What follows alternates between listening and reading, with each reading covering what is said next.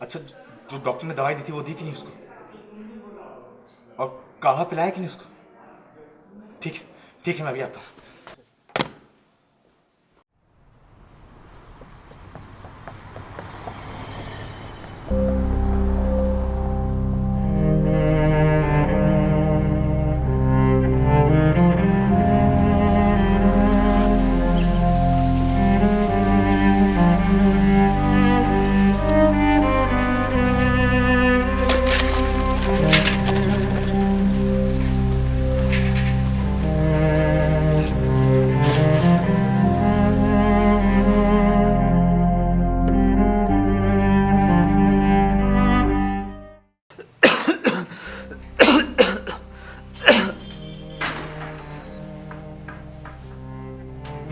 क्या हुआ? भाई कल रात को खून तो ज्यादा नहीं निकला ना? हाँ, रात से तो काफ़ी ज़्यादा। काफी ज्यादा मतलब? मैंने बाल्टी में सहेज के तो रखा नहीं है। बुखार तो कल से ठीक ही लग रहा अरे है। बुखार का क्या है, वो तो आएगा और जाएगा। कल से यही हो रहा है। दवाई को लगने में समय लगता है कैसा? तुम्हारी दवाई कोई काम नहीं कर रही और ना ही ये काढ़ा। मैं बोल रहा हूँ एक बार किसी डॉक्टर को दिखाई देते हैं। बघेल जी भी डॉक्टर ही हैं। अरे इतने ही अच्छे डॉक्टर होते कम से कम एक बार इसको देखने तो आते। मिट्टी की पुड़िया में संजीवनी बूटी डाल के दे दी बस। अपने गांव के बहुत प्रख्यात डॉक्टर है वो। ऐसी कई बीमारियों से सामना हो चुका होगा, इसलिए शायद आने की जरूरत ना पड़े। ऐसा कहा उन्होंने? सियाने व्यक्ति ज्यादा बात नहीं करते। ऐसा भी उन्होंने ही कहा होगा। इतने ही सयाने होते तो याद मेरे भिखारी की तरह 2 दिन से पड़ा ना होता। हमारी दिक्कत क्या है? मेरी दिक्कत तुम हो। नहीं लेके जा सकता मैं इसे अस्पताल, नहीं है पैसे बस। सरकारी में जान सस्ती है। सरकारी में जान भी सस्ती है। क्या मतलब? मतलब ये कि कुछ दिन में ठीक हो जाएगा वरुण। कहाँ चलती हो? जर्मनी को हिटलर से बचाने ऑफिस ही जाऊंगा मैं, और कहाँ जाऊंगा? चढ़ाओ, मैं चाय ले आऊंगा।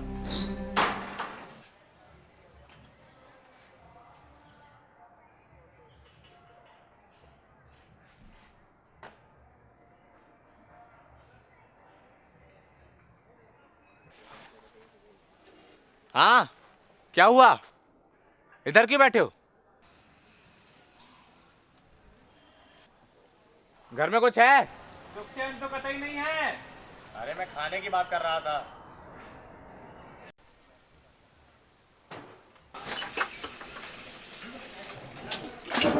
पुजारी बन के प्रसाद बांटना भी चालू कर दिया क्या? अरे बाहर एक भिखारी बैठा, उसी के लिए ले जा रहा हूँ। अरे मेहमानों को घर में भी बुलाओ कभी। हैं?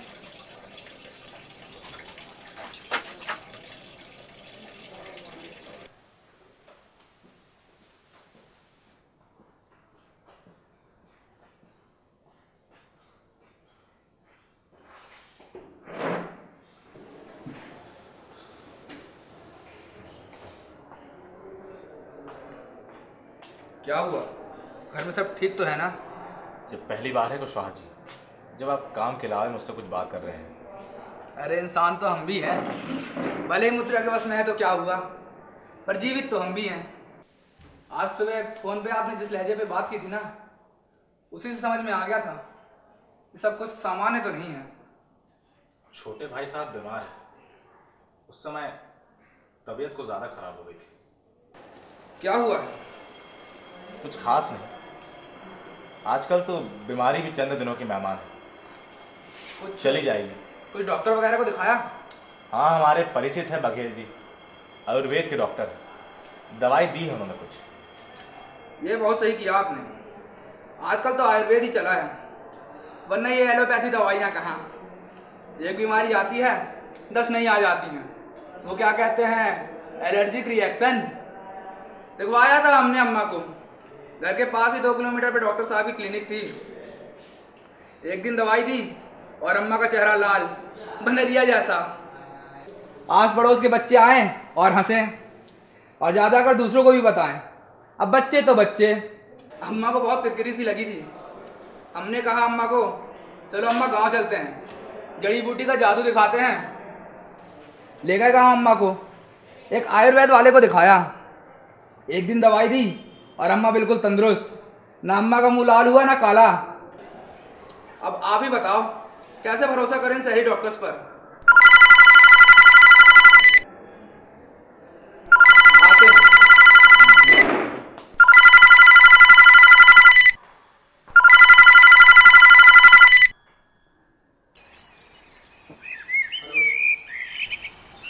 अद्भुत है। अद्भुत है? अरे अद्भुत नहीं, मजबूरी है। नहीं, तुम इतनी दूर अपने रिश्तेदारों की मदद करने अपना घर छोड़कर आए, अद्भुत है। अरे उधर उधर इधर बैठो। ये लो, खाओ संतरा। क्योंकि वो मेरे रिश्तेदार हैं, इसीलिए मेरी मजबूरी है कि मैं उनकी मदद करूं। हाँ, मजबूरी है। इंसान इंसान की खैर रख रहा है, अद्भुत है। इंसानों को हमेशा इंसान के साथ ही रहना है, इसीलिए इंसानों की भी मजबूरी है कि वो उनकी खैर रखें। मजबूरी। तुम अद्भुत हो, इसलिए मेरा पेट भर रहा है। मैं मजबूर हूँ, मुझसे ना ही किसी की भूख देखी जाती है और ना ही सही जाती है। मजबूर हूँ।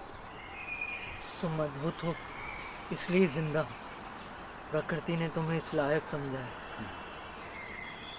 पेड़ हवा देते हैं, फल खाना वगैरह सब। धरती कोयले से लेके हीरे तक सब कुछ देती है। मैं मजबूर हूँ, इसीलिए जिंदा हूँ। मेरे पास देने को कुछ नहीं। मजबूर। आ गए? और कैसा है? ठीक ही हूँ।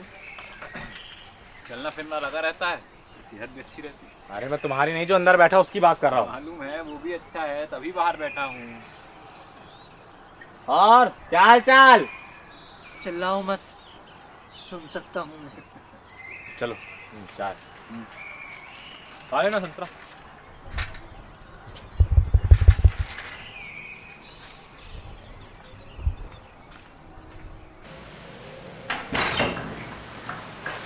दवाई दी थी। आगे में सुधार हुआ? पता नहीं, थोड़ा बहुत है।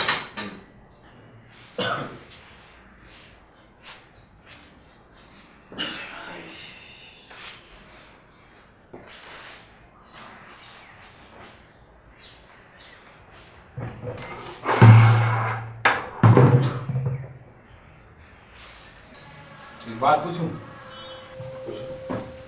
पैसों की इतनी किल्लत तो है नहीं, है ना? तुम अस्पताल जाने से इतना डरते क्यों? हैं? अच्छा सोचो कि तुम प्यासे हो और एक गांव के बीचों बीच खड़े हो और तुम्हें प्यास लगी है। तुमसे थोड़ी दूर पर एक साफ पानी का कुआं है। इससे पहले तुम्हें उस कुएं तक जाने की कोई आवश्यकता नहीं पड़ी, क्योंकि तुम्हारी प्यास घर में अच्छे से बुझती थी। तुम्हारे पास दो रास्ते हैं उस कुआं तक पहुंचने के लिए। तुम तुक्के चढ़ाके से उसमें से एक रास्ते को चुनते भी और उसमें आगे बढ़ते हो। आगे बढ़ते हुए वहां तुम्हें एक आदमी नजर आता है जिसके हाथ में चाकू है। वो तुमसे तुम्हारे कपड़े मांगता है। तुम सोचते हो कि गांव में तो कोई है नहीं तुम्हें देखने के लिए, तो तुम अपने कपड़े उतार कर उसको दे देते हो। वहां से थोड़े और आगे बढ़ते हो तो तुम्हें वहां एक और आदमी नजर आता है। इस बार उसके हाथ में तलवार है। वो भी बड़ी विनम्रता से तुमसे तुम्हारी जबान मांगता है। तुम सोचते हो कि ये जबान क्यों मांग रही है, तो बड़ी अजीब बात है।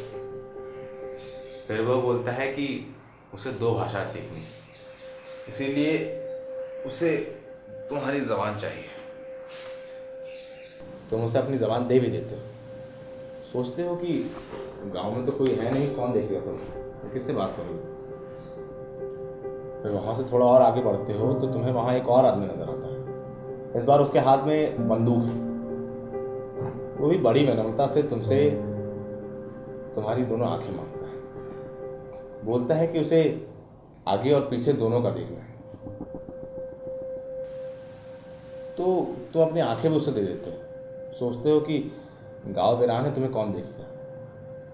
खैर किसी तरह तुम रास्ते को टटोलते टटोलते उस कुएं तक पहुंच जाते हो और जी भर के अपनी प्यास बुझाते हो, जी भर के पानी पीते हो। फिर जब वापस देखते हो तो तुम्हें वो रास्ता नज़र आता है जिससे तुम वहाँ तक पहुँचे।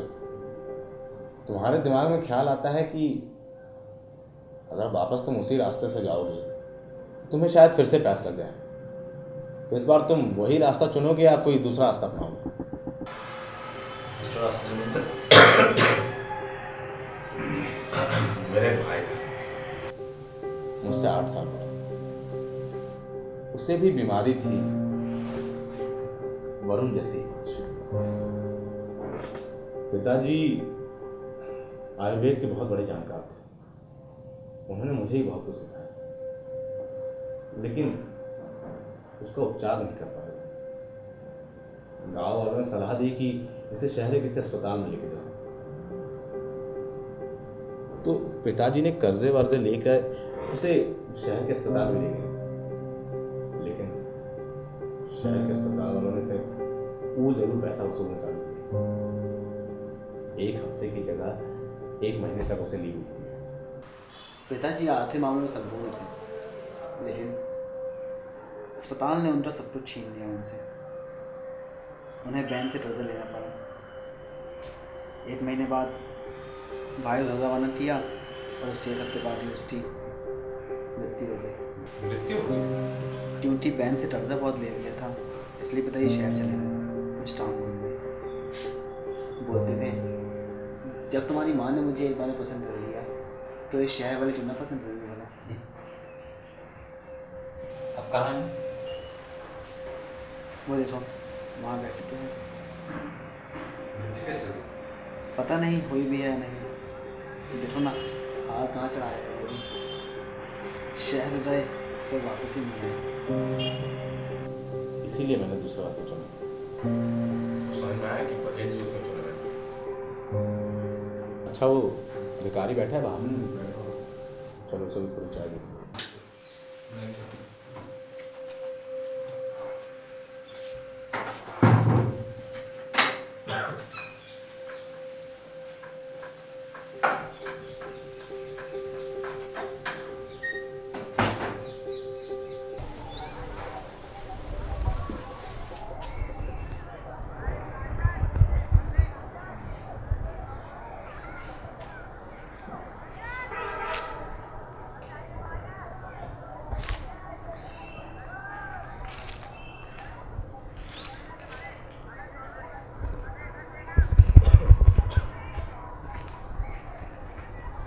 लकड़ियाँ इकट्ठा कर रहे हो रात के लिए?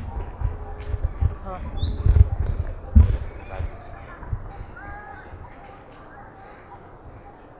कहाँ से हो? हाँ? कब तक हो यहाँ? अंधेरा होते ही निकल जाऊंगा। सूरज के ढलते ढलते बहुत सी चीज़ें ढल जाती हैं। काम धाम करो। देखो भाई साहब को ऑफिस जाते हैं, लिखाई पढ़ाई का काम करते हैं, शाम होते ही डॉक्टर बन जाते हैं। बघेल जी क्यों? चलो बहुत बात है।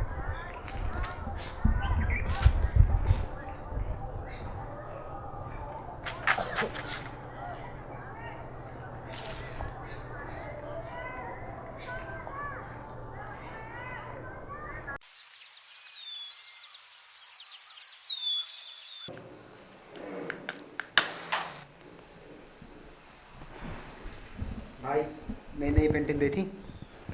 रुक जाओ देखता हूँ। जब क्या बनी? रोज का है। जब पिताजी वापस नहीं आए तो तुम लोगों ने पुलिस में रिपोर्ट नहीं करवाई? की थी।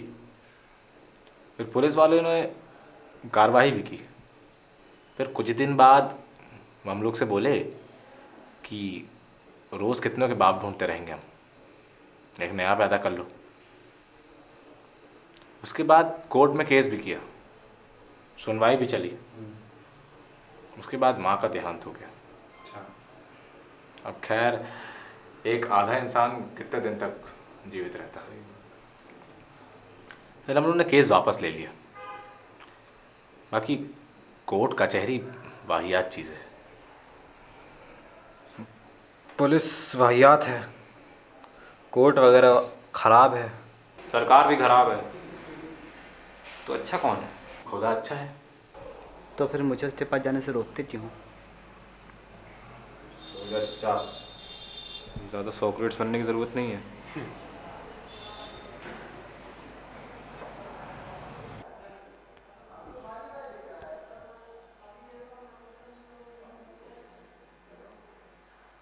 बाकी एक बात तो है, इसके पहले हमारे घर में जिस किसी की मृत्यु हुई उस समय न जाने कैसे घर के सारे रिश्तेदार घर में एक साथ इकट्ठा हो जाते किसी न किसी काम से। जब माँ और भाई का भी देहांत हुआ तो चाचा से लेके मामा तक सबके सब वहाँ किसी न किसी काम से पहुँच गए थे। पर हम लोग अभी तक शायद इकट्ठा नहीं हुए एक साथ। इससे ये बात तो साबित हो जाती है कि पिताजी का देहांत नहीं हुआ, वो शायद मरे नहीं अभी तक।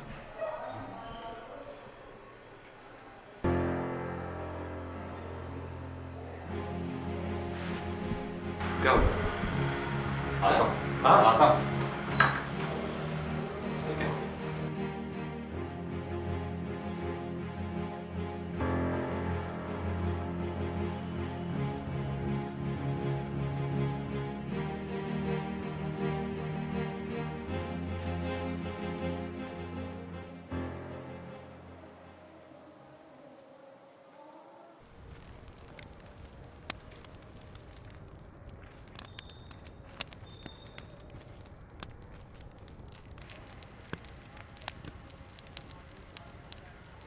क्या हुआ?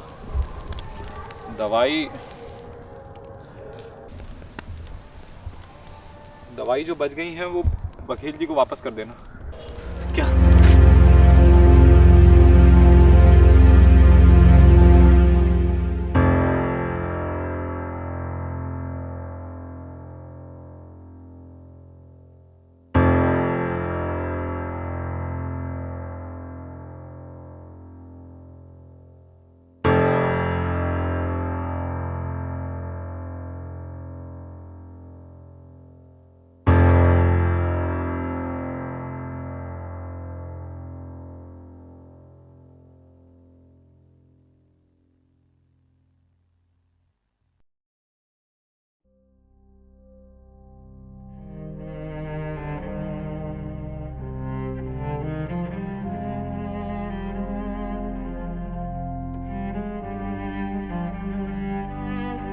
मैं खुद में भी अक्स तुम्हारा देख रहा हूं। तू जो पराया है पर मुझसा क्यों लगता है?